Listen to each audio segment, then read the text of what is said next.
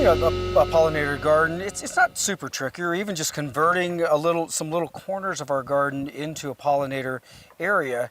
It's pretty simple, but there are a few things that we ought to keep in mind just to ensure our success. What should we think of? Okay, great question. So I think I can narrow it down to 4 important components. And the first one is to make sure that you have native plants blooming in your garden in a succession throughout the growing season. So you need to look around and see what the first native plants are to bloom in your area and get those in your garden, and then layer in additional plants so that something is blooming all throughout the growing season.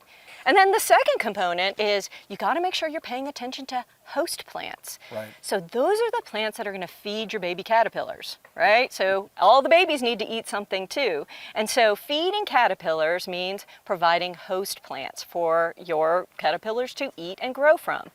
Right. So we need to make sure that we're feeding the babies.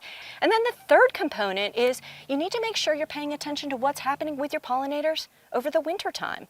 It's a time that we don't always think about, but pollinators are going to overwinter in your garden. And many of our native bees are solitary, so they don't have hives that they go back to, but they lay their eggs either in the ground or in the hollow stems of your plants in the garden. So you want to make sure that you leave your stems at least 12 inches long, because that's probably where a lot of the larvae and the eggs for your next generation of pollinators will be for next year. And it's also important to remember that bumblebee queens often overwinter under rotten logs in your garden.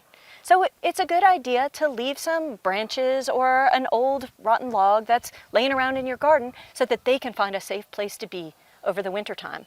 Yeah, another thing too that we got to think about is what we're doing with chemicals, if any, in our garden, because if the goal is to keep these insects as happy and healthy as possible, there are very few things that we can spray on the plants that's actually in their best interest. Absolutely. So if you want the insects to be eating your plants and you want the pollinators around, it doesn't serve you very well to spray them with insecticides. And often insecticides are indiscriminate in the insects that they kill. So it's important to be careful about the chemicals that you put into your garden.